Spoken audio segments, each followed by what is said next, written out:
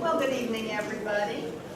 This is the third of the Ann B. Shepard Lecture Series for 2013, which is, of course, commemorating Princeton Adult School's 75th Diamond Anniversary year.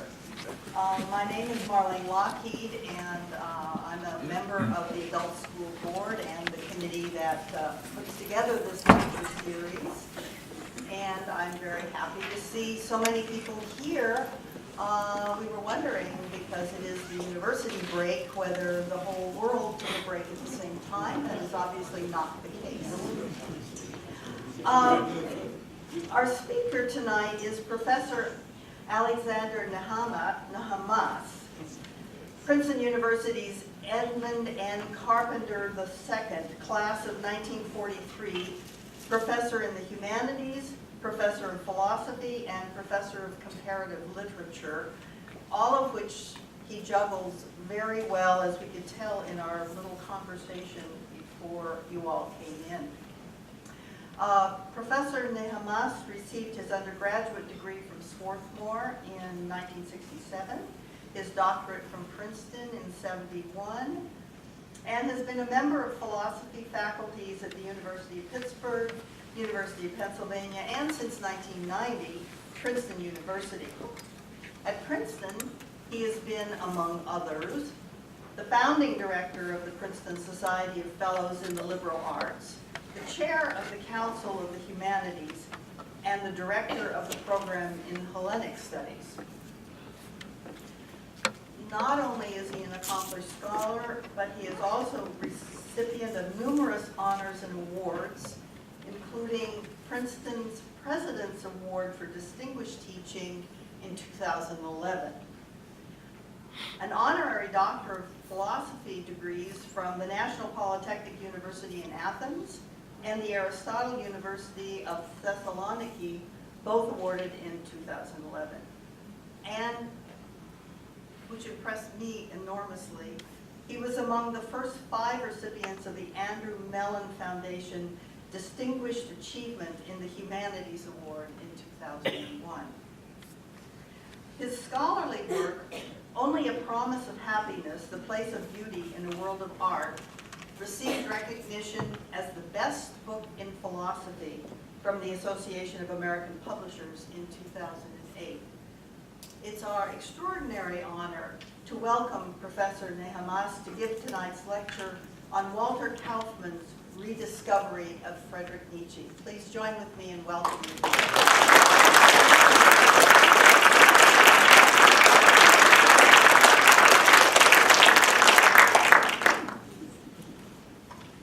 Good afternoon, good evening, ladies and gentlemen. Thank you very much for inviting me to speak to you on this occasion. You know, philosophers deal with very, very abstract issues. And I thought maybe I would tell you about the rediscovery of essentialism in the 20th century, or Wittgenstein's language games, or whatever. I decided I'd like to deal with a philosopher who was closer to life than many of us often are.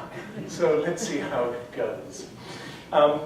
Begin in 1941, when, as the United States was preparing to enter the Second World War, a Harvard historian named Crane Brinton published a book entitled simply Nietzsche. I hope you can see it there. That expressed what was at the time the almost universal consensus about him.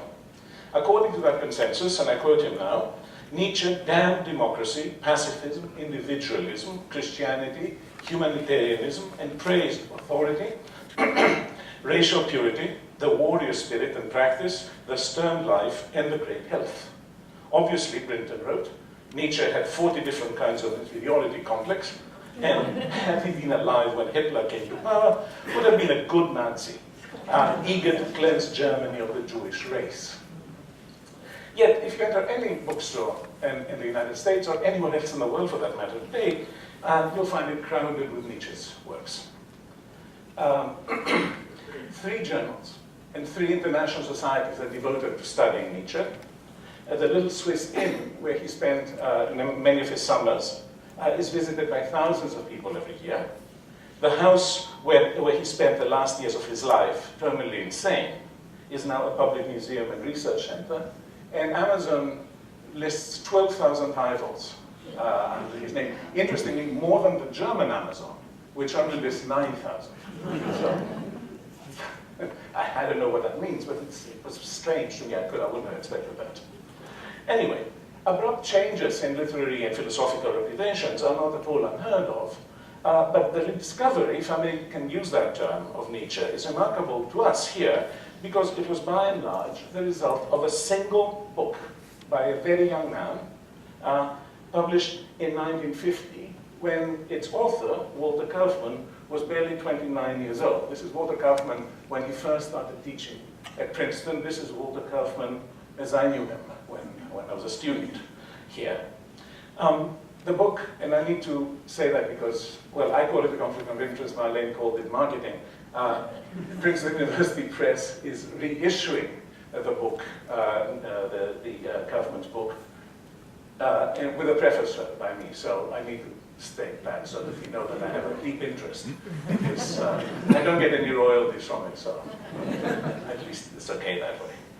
Okay. Kaufmann also translated a lot of Nietzsche's books, most of his most important books, and made them accessible in a very lively and elegant prose to a wide audience. And because of the effectiveness of his book, and because of the philosophical importance of Nietzsche, and that seems to me to be one of the very important developments in philosophy during the years since the founding of the Princeton Adult School, and I'm very grateful to you for your invitation. I just hope you'll find what I have to say to you worthwhile. Now, Friedrich Nietzsche was born in 1884 in a small Prussian town in a family of Lutheran ministers. His father was a minister, his grandfather was a minister, his mother's father was a minister. He studied classics, and in 1869, at the unheard of age of barely 25, he was appointed a full professor of classics at the University of Basel. Now, some of you may know what it takes to become a full professor in Germany. You have to spend half your life being a slave to a professor.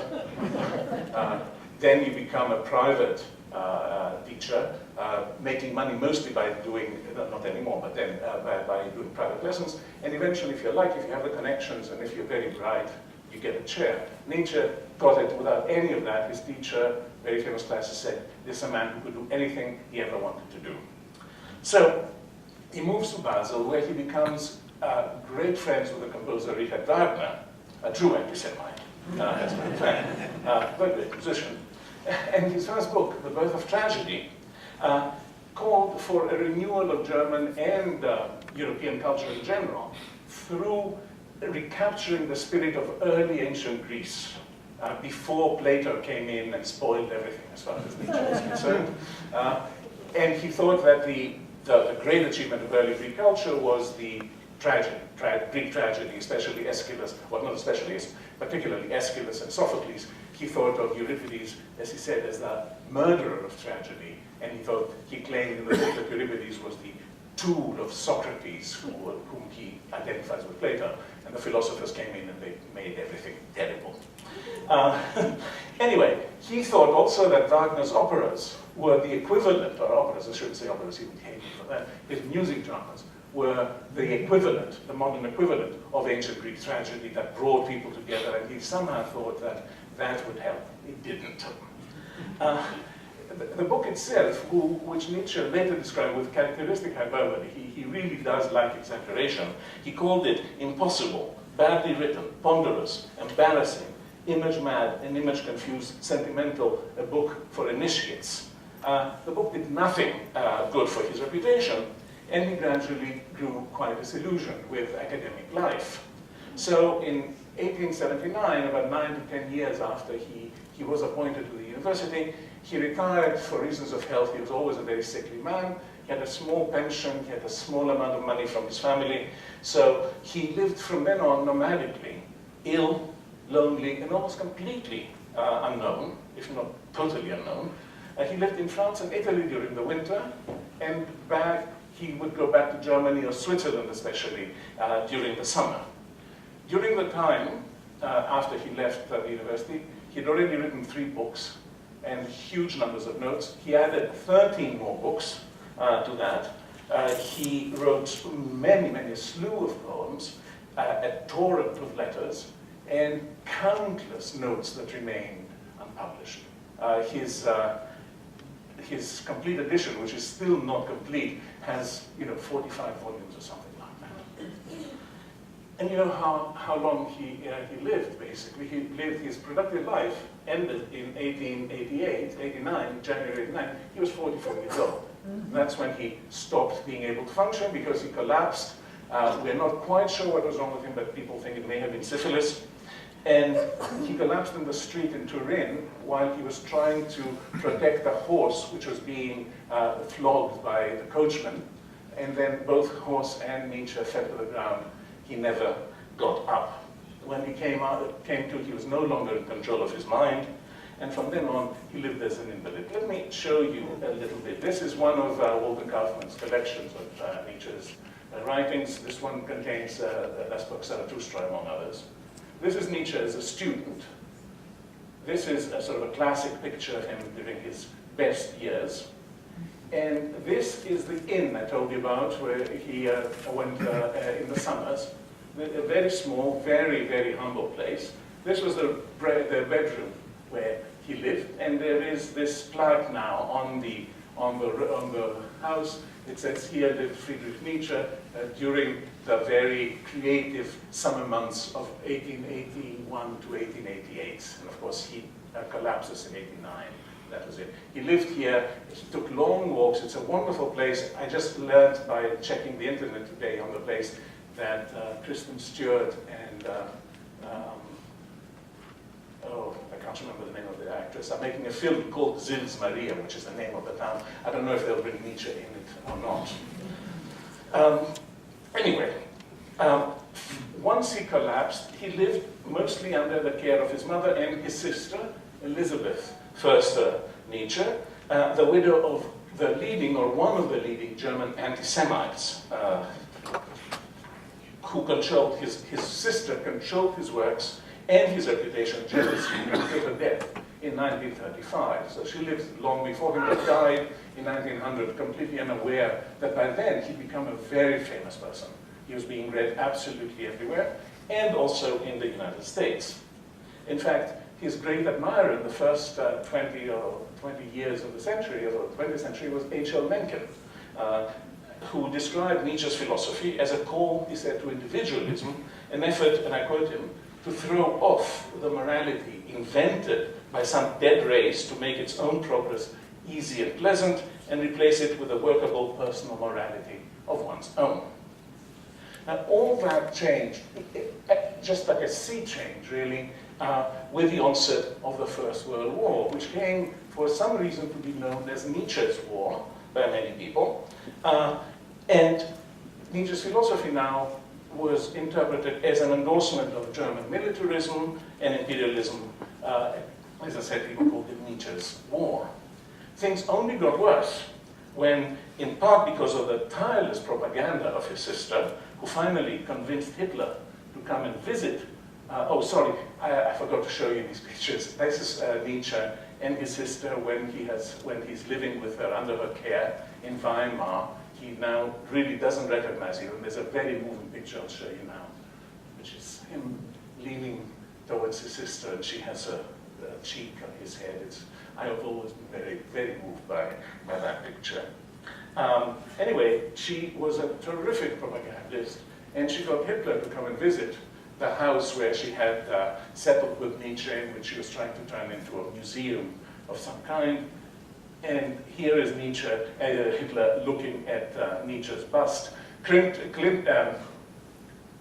Brinton uses this picture as evidence that Nietzsche was inspiring Hitler. I've always thought he's looking at him somewhat suspiciously.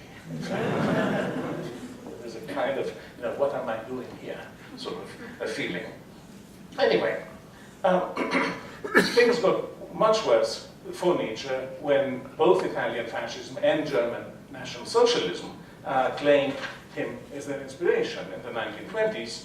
And now he was universally, he came to be seen universally as a philosopher of heartless cruelty. I think not just in harmony with, but the actual inspirer of National Socialism and Nazi ideology in general. the Nazis' lionization of Nietzsche, which led to his being neglected completely by philosophers, convinced the American public that psychologically flawed, if not totally insane, irrationalist, anti-Semitic, evil, basically, Nietzsche was simply to be denounced, or at best, totally ignored. What else, after all, could one do with ideas like the Superman, the master race, the Antichrist, the will to power? What could you do with all those extraordinarily vicious-sounding ideas? What could you do with somebody who says, I call Christianity the one eternal blemish of humanity? Ideas that seem to reek of racism and cruelty and ruthless violence. That was what Walter Kaufmann called the legend of Nietzsche, that he undertook to dismantle, tracing its creation in part to the Austrian poet Stefan Gerber and his followers, but mostly to Nietzsche's own sister, who had complete control of his papers, picked and chose what was going to be published, and even changed the text if she didn't like what the man said.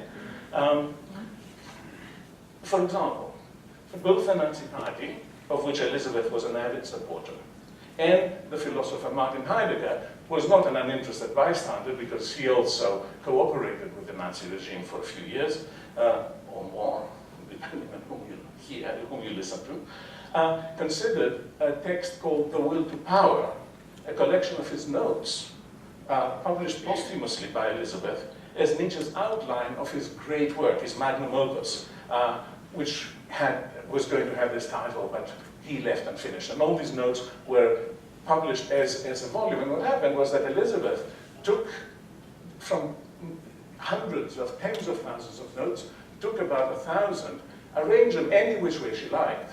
She didn't do it chronologically, or she took one note from 1881 and put it next to one from 1888, followed it by one from 1883, and so on, and made up something that Nietzsche would never have imagined as a work of his. Nevertheless, that was supposed to be where his real views were included.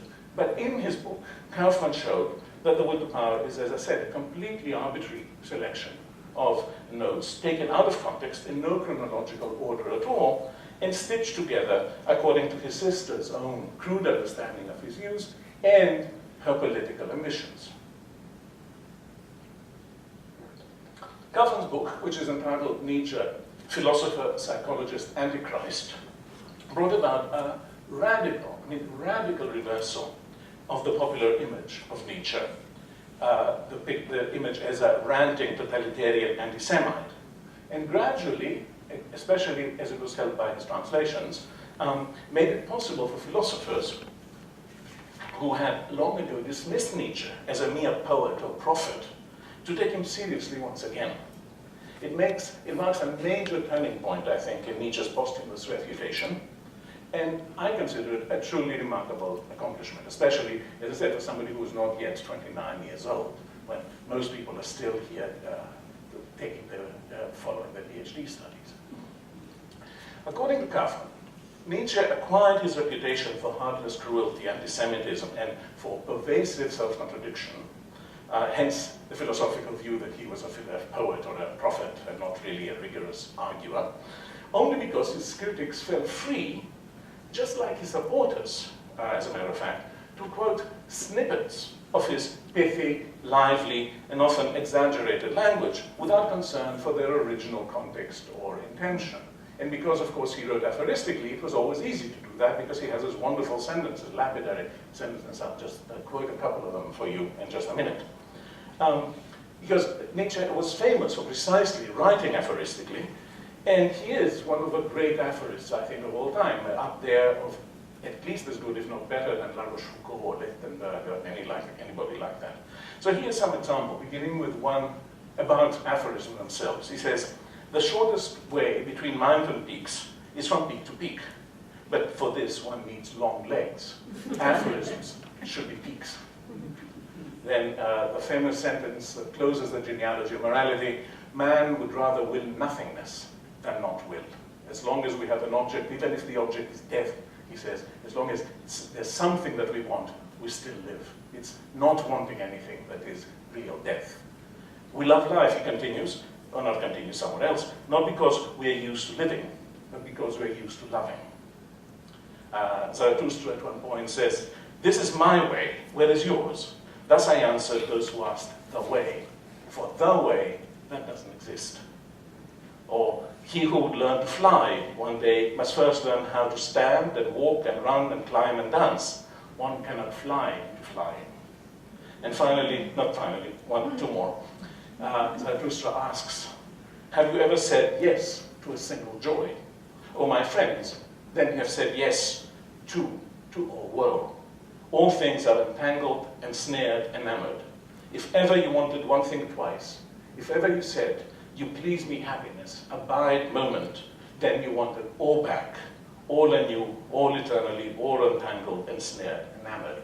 This is his famous view of the eternal return, to which I'll come back a little later. Finally, here's an earthier comment. "Is it true that God can be absolutely everywhere?" A little girl asked her mother. "I think that's indecent." Yes, it's very funny. He says, "Of course the gods of Greece died." He said, "They died when a little Middle Eastern god came up to Mount Olympus and said, 'I'm the only god there is.' And they died of laughter."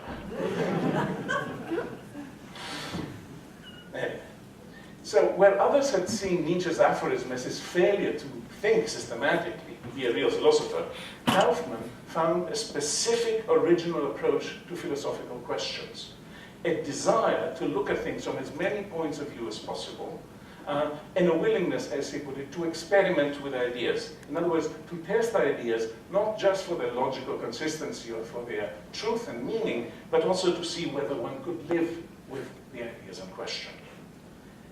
By calling Nietzsche's concerns existential, Kaufmann was also able to connect him to the existentialism of Søren Kierkegaard, of Jean-Paul Sartre, of Martin Heidegger, all of whom were very, very popular in the 1950s when the book first came out. Popular, yes, but not really academically respectable. And in order to give Nietzsche the respectability that he thought he deserved, to give him an undisputed place within the canon, the philosophical canon, Kaufmann proceeded to perform his most controversial maneuver in his reinterpretation of Nietzsche. That is, he produced a Nietzsche who is a rationalist, and not, as he was generally taken to be, a romantic critic of the Enlightenment. His ideal type is not Napoleon, and certainly not Hitler, but Goethe. Someone who conquered not just the world, but primarily himself, as Nietzsche thinks, and used his power not so much to subjugate others, but to achieve his own totality. And I'm quoting him now. Goethe fought the mutual extraneousness of reason, senses, feeling, and will. Nietzsche is always saying that we need to use all our abilities, not privilege reason, and think that it's the only thing that counts in life. He disciplined himself to wholeness. He created himself. Nietzsche's philosophy, as Kaufmann saw it, has its roots in the great philosophers. Kant, Hegel, and most surprisingly, Socrates, who according to Kaufmann, became little less than an idol for him. If idols and all people, or whatever we love, is something that we constantly fight with, then he was absolutely right, because Nietzsche was constantly fighting with Socrates one way or the other. Even when he liked him, he was fighting. He said, "He's so close to me that everything I say is a war against him." Now, Nietzsche himself, of course, had charged that only people like me, I suppose, people he called scholarly oxen, would ever think so. The Superman, or as Kaufmann prefers, the Overman, was usually interpreted as a biological category, referring to a German master race whose will to power would lead it to exploit the rest of the world for its own purposes and aggrandizement. So, thus spoke Zarathustra. Zarathustra comes in and says, "I preach the Overman, Superman, whatever," and everybody thought that it says a man is a rope between ape and Overman. So the idea was that people thought that the Overman was this new human species represented by the Aryan race, and that they could do anything they liked because they were unique or unlike anyone else. Kaufmann demolishes, I think there's no other word for it, this interpretation. He shows that the Overman is neither a biological nor a racial concept.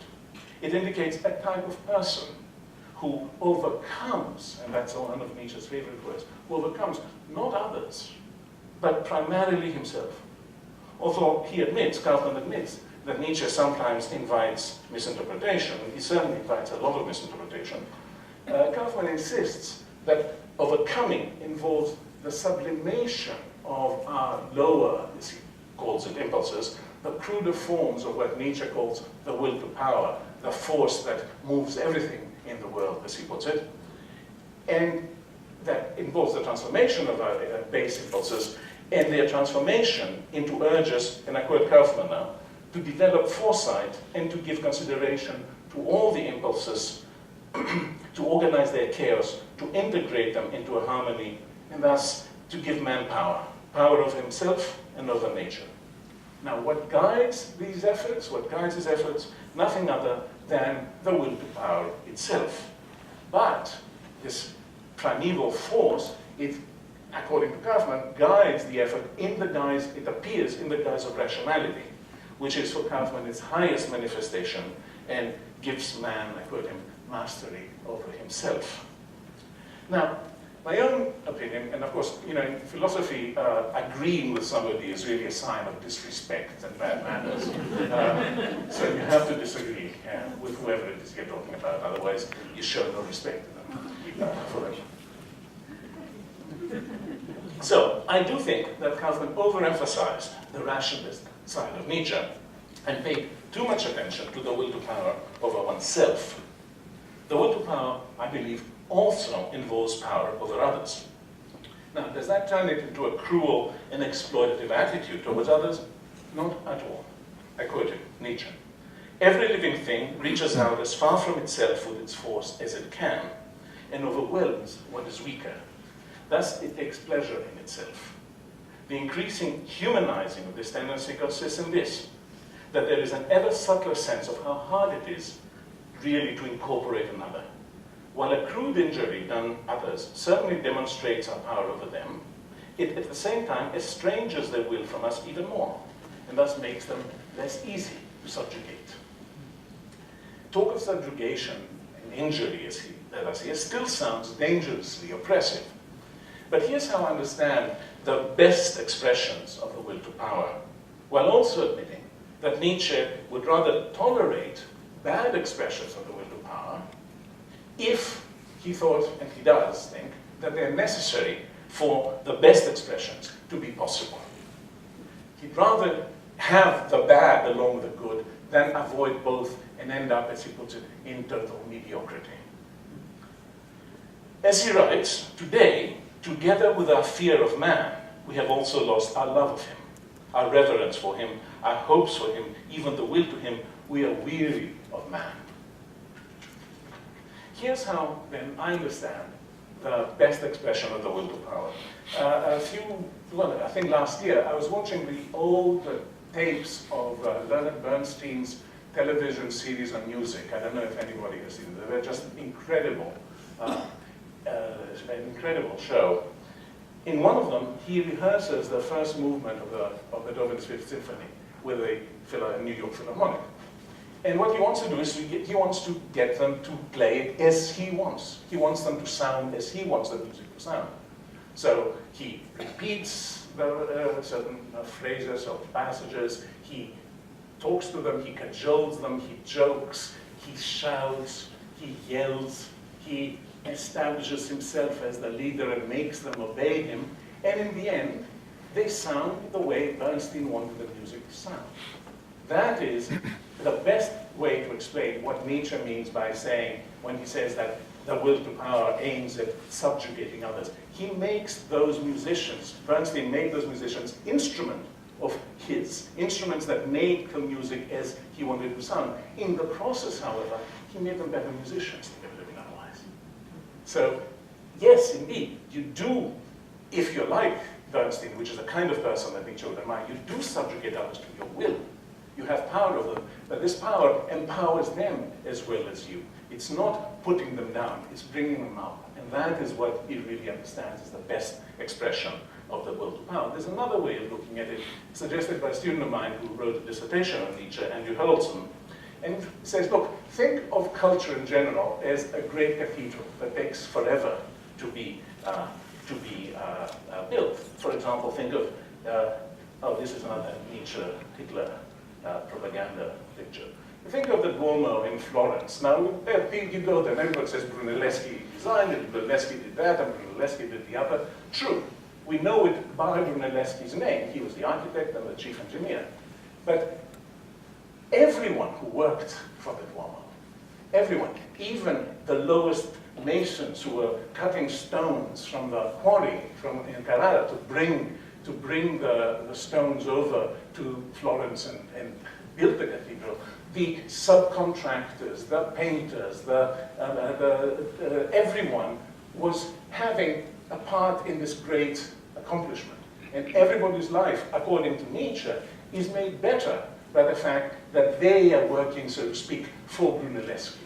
So Brunelleschi establishes himself, establishes his own power, but in the process, he makes the life of all sorts of people, even people who don't have particularly great abilities, much more meaningful and not enjoyable, but more important than it would have been otherwise. Because these people too, by making a contribution to this great task, have the opportunity to exercise their abilities to the best of their strength. And here is how Nietzsche puts it. Whoever has a why to live for can bear almost any how. Thought of in these terms, the overman, the person, male or female, who has such a why, is able to face what Nietzsche notoriously called the eternal recurrence, or the eternal return of the same. Kaufmann takes that view to be a view about the physics of the universe, namely that the universe repeats its history infinitely many times. It's already repeated its history infinitely many times and will continue to do so for the infinite future. Everything's exactly the same, nothing changes. And Kaufmann said only the overman, the person who's like the overman, can live and enjoy and find joy in this rather purposeless and meaningless sort of cycle. Only the overman can bear the thought that the world has no inherent purpose and life no intrinsic meaning. For the overman gives his life or her life meaning of its own.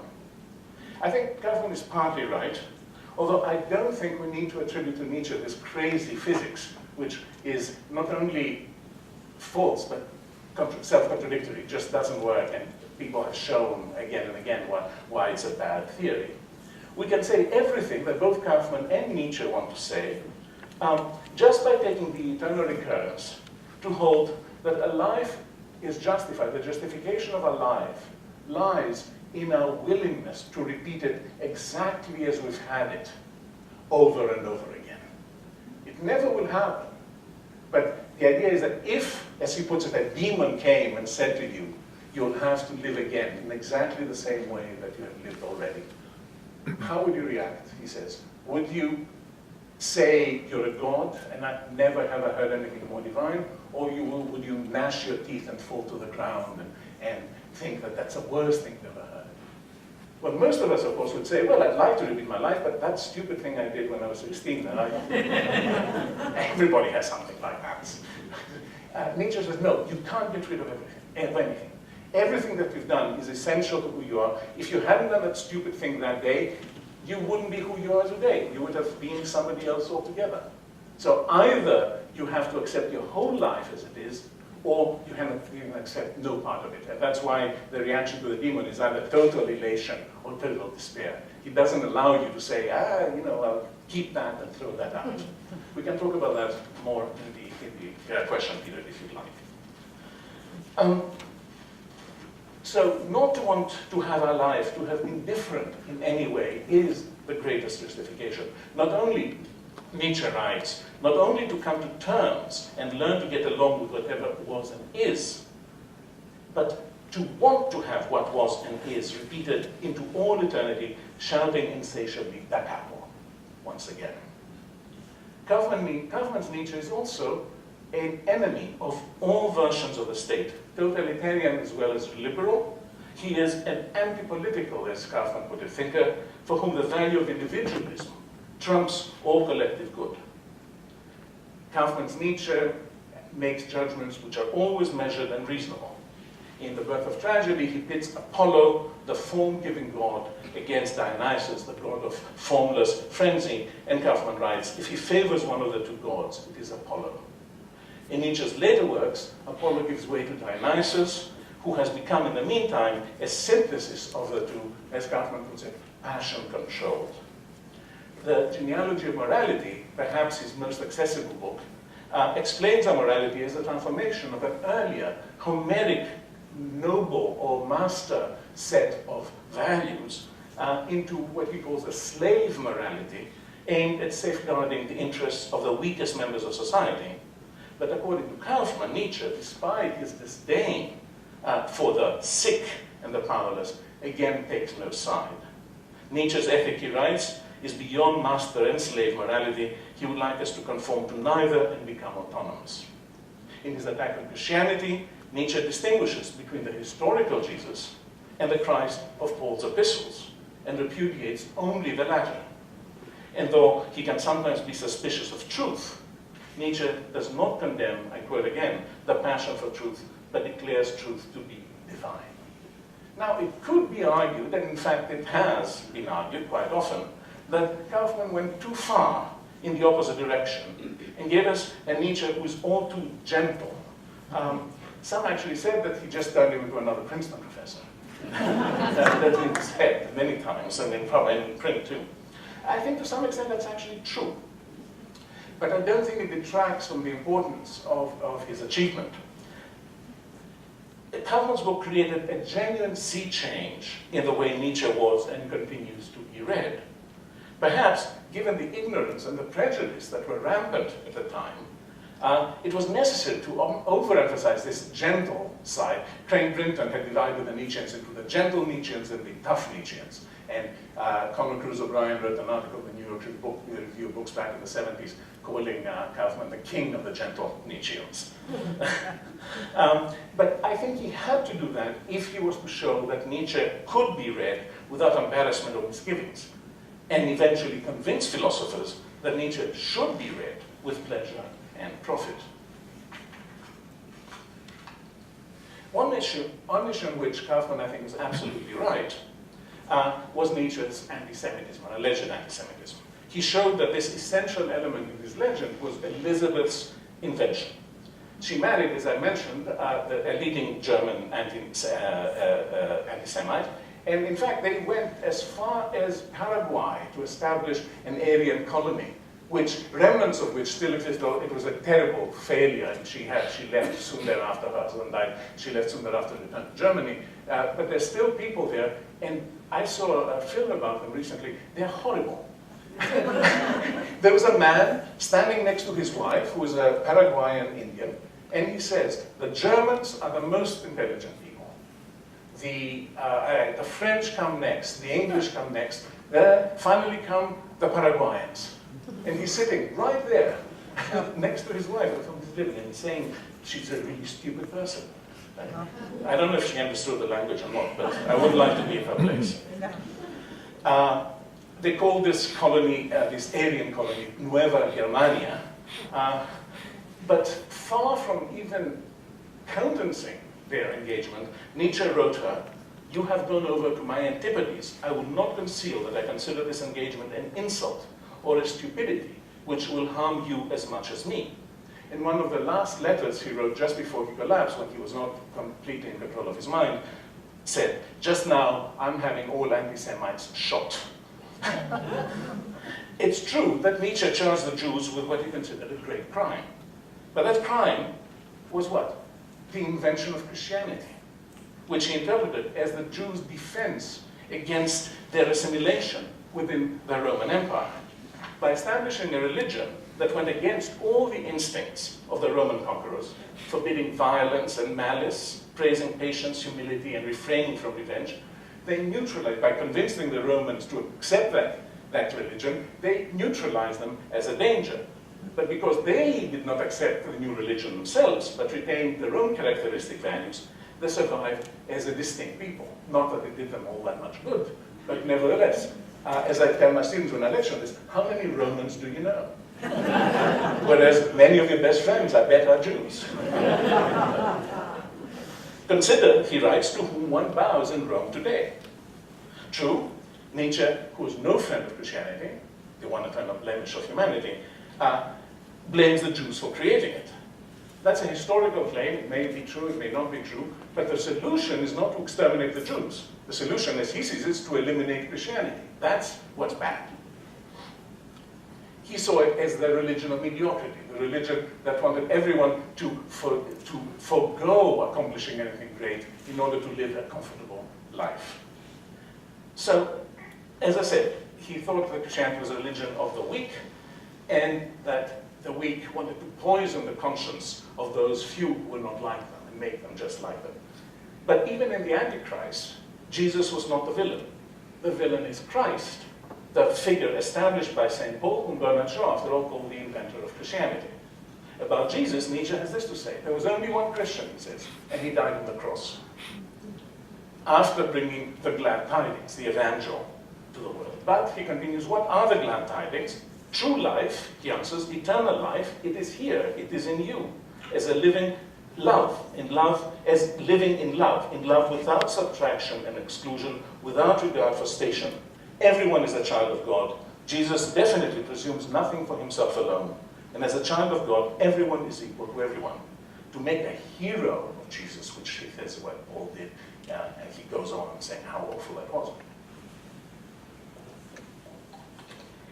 In this connection, I should also say that perhaps Nietzsche's most famous aphorism, God is dead, you may remember that, has very little to do with Christianity in particular. What he means is that we have lost our faith in values that are grounded in some sort of supernatural reality. We no longer can rely on some superior force, whether it is a Christian or any other God, or rationality, or an unchanging ahistorical human nature, that reveals to us what our values are and must be, and which values we are then forced or obliged to accept. Most people, he charges, don't even want to think about that, because they're afraid that if their values have no higher sanction, they're worth nothing. That is what he calls nihilism. But some people, he believes, or perhaps hopes, are strong enough to see in God's death not the destruction of every value, but a liberation from values that others have imposed upon them, and an opportunity to create their own values instead. These are the people who approach the Overman. As for the Germans, whom Nietzsche was supposed to have thought of as a master race or a blonde beast, the vanguard of a new world order, Kaufmann shows that his actual feelings, Nietzsche's actual feelings, were anything but positive. The blonde beast is not the Aryan race, but the lion, the courage, and we must admit, the cruelty that has characterized, I quote Nietzsche, the Roman, Arabian, Germanic, Japanese nobility, the Homeric heroes, the Scandinavian Vikings. That's nothing to do with Aryans. I mean, they're Japanese and all kinds of other people involved here.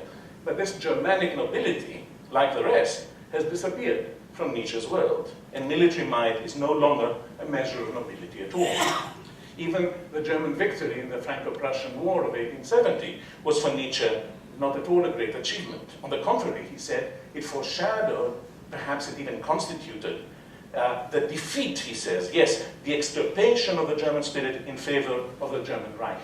He was no friend of Bismarck and the Reich at all. He thought they were the destruction of anything that had remained good in Germany. And he continues, one pays heavily for coming to power.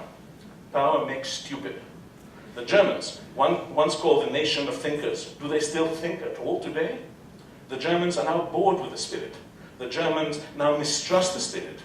Deutschland liberalis, I fear that was the end of German philosophy. So despite his reputation, Nietzsche always admired thinking more than brawling. He was without doubt a critic of his world, and to the extent that our world is still his world, of ours.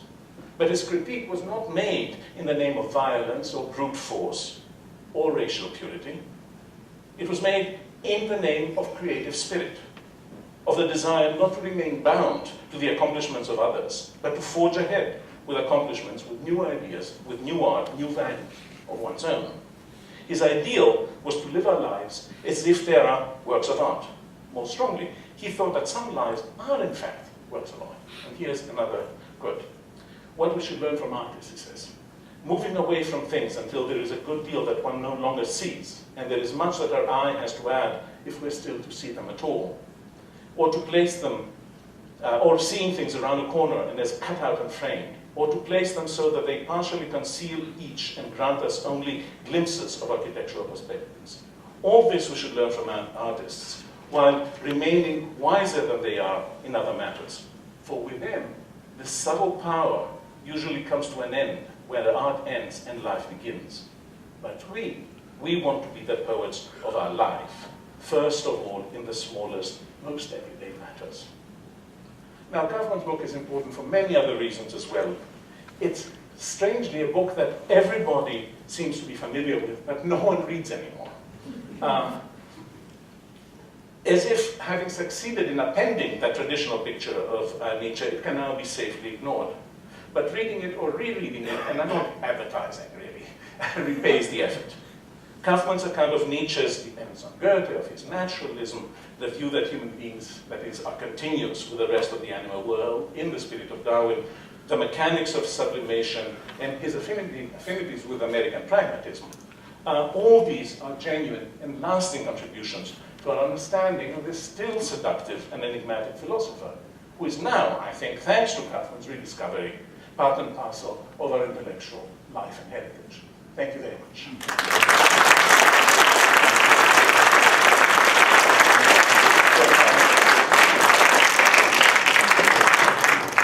Thank you very much. I think we have time for discussion and questions. And for anybody who is leaving, I am going to exert the will of power without t-shirts. You will buy one. You will be a better person for it. And you'll distinguish yourself from the crowd. Right? Yeah, very nice.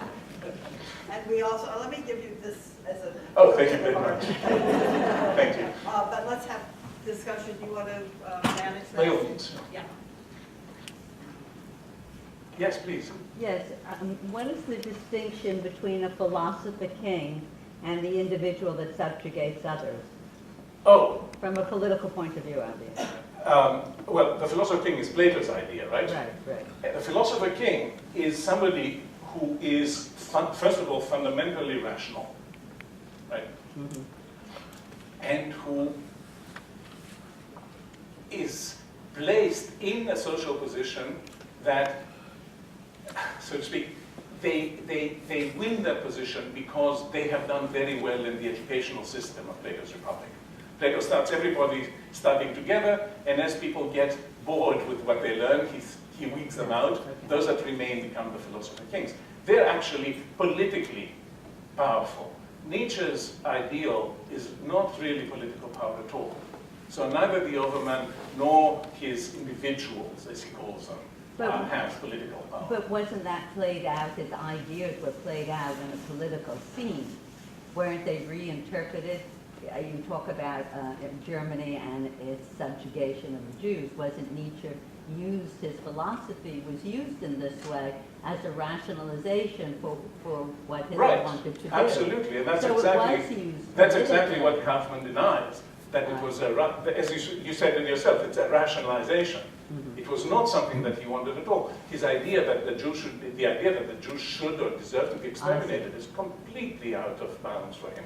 He wants the anti-Semites to be exterminated. That's what he says.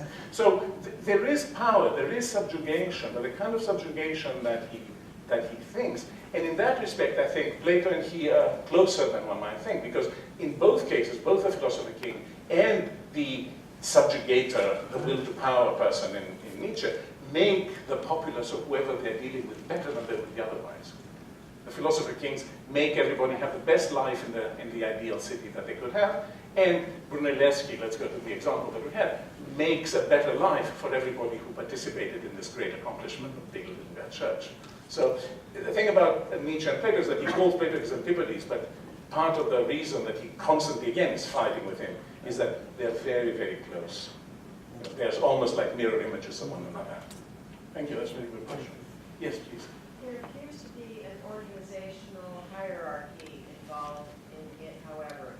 The orchestra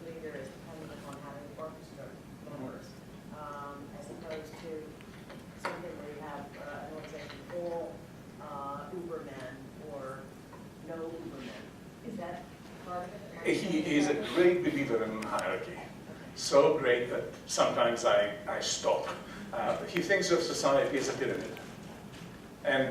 But again, it's not political pyramid. It's not a political pyramid. It's just, if you want a pyramid of the spirit or of thought or of art or something like that.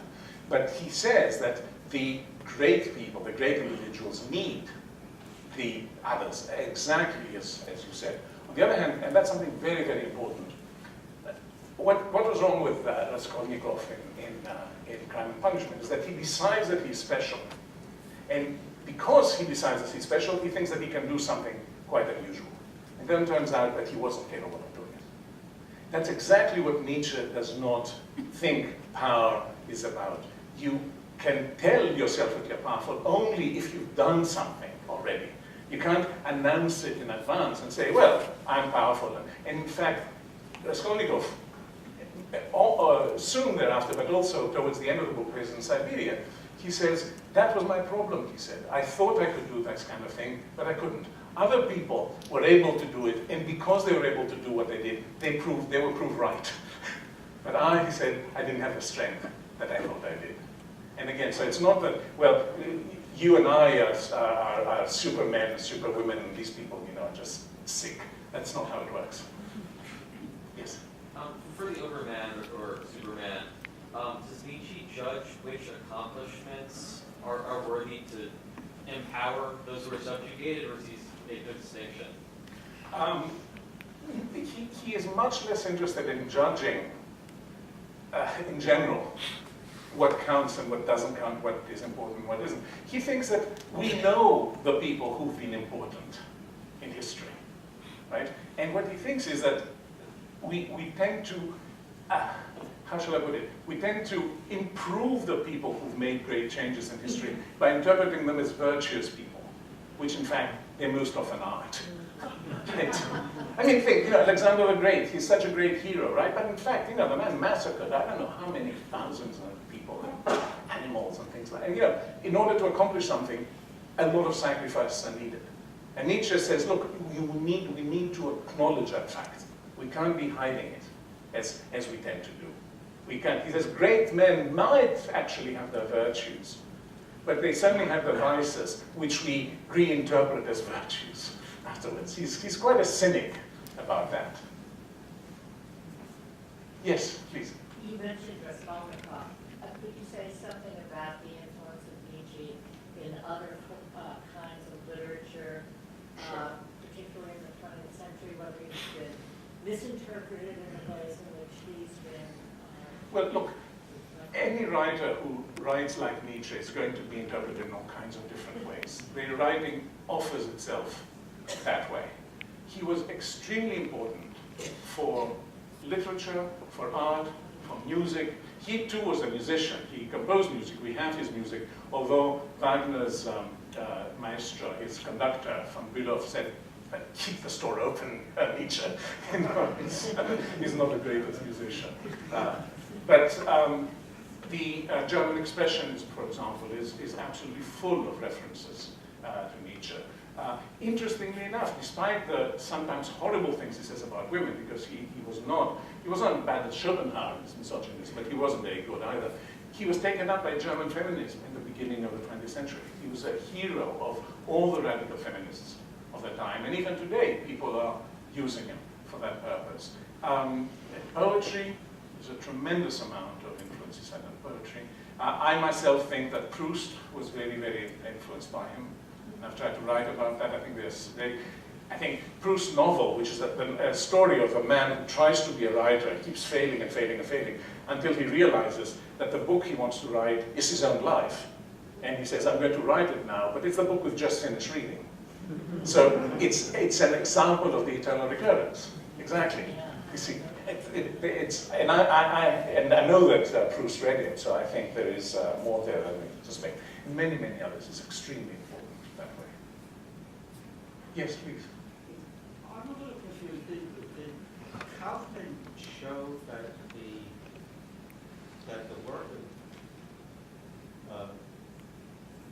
work was something that was not interpreted correctly? All the massive amount of material that Nietzsche Okay, or did he just find a greater amount of material? No. And how did the scholars who had misinterpreted that deal with the fact that they were all wrong? Well, that's something endemic to our profession. We constantly are shown to be wrong. We've learned not to mind, unless it's serious. No, some of what he did was precisely to gather other quotations and throw them against the ones that the other side had collected. And that wasn't the most effective way of accomplishing what he did. But sometimes he actually showed exactly where the mistake was, where the manipulation had happened. And so by reading the book, it's important to try to separate between the points where he says, oh look, he didn't only say that, he also said that. That's not enough to sort of absolve him or whatever. And sometimes, I think Nietzsche made a lot of mistakes and they had all kinds of stupid ideas. Anybody who writes that much is bound to write much of the stupid as well. But at other points, for example, about the will to power, about the anti-Semitism, there I think, or the master race, there he was absolutely correct. Now, how did it happen? Well, not very much, because you see, there were not that many Americans who were writing about Nietzsche at the time. All the people he was arguing against were mostly in Germany, and mostly people who worked with the Nazis, mostly, not all. Brinton, interestingly enough, reviewed Kaufmann's book, and reviewed it with considerable respect, as a matter of fact, although it was the book that actually undermined his own view altogether. So that's what the situation is like. Yes? What would Nietzsche have done with the Martin Luther King or Abraham Heschel? I don't know.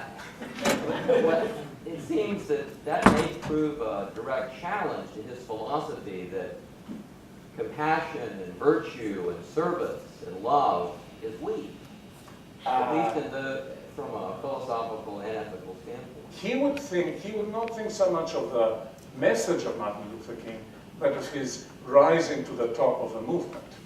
Something which was not done simply by believing in compassion and love, but was a serious, strong political campaign. And lots of things that were not functions of love were what brought him there. From then on, Nietzsche could very much admire somebody who rises above the average and still disagree with the views that they have. Because what he admires is the form that this rising takes, more than what exactly it has a purpose for, what its purpose is. Something like that. But the reason that I said I don't know is that people are constantly trying to say, well, what would he say about Hitler? What would be the argument about it that he would make against Hitler? And in a way, that's exactly what he doesn't want us to be doing. He doesn't want us to be judging. The one thing that's wonderful about Nietzsche, for me anyway, is that he's the only philosopher, major philosopher I know, the only philosopher I know, who never once uses the word should. It's really incredible. For him, what we do is much more a matter of ability than obligation. And I think that's a very healthy way of looking at us. Thank you. We have time for one more question. Yes, please. I was interested when you mentioned, say, divorcing oneself from values that were imposed on you, and given the opportunity to create your own values. Who was Nietzsche thinking about? Was he thinking about the lowly mason building that cathedral? Was that someone who qualified for being No. able? And that's where one thing about it said, he was a great believer in hierarchies. He is an elitist. No apologies for it. He was thinking of Goethe, of Stendhal, a bit of Napoleon, of Julius Caesar, of himself. Very much of himself. Really? Is one. Oh, absolutely. And I think he has this problem. He's a classicist, so he reads Plato and Socrates a lot. Socrates never writes something, never wrote anything. But because he found this incredible man Plato to write about him, he sort of guided the spiritual life of the West or whatever since then. There is poor Nietzsche, who writes constantly, right? And nobody reads him. So what does he do?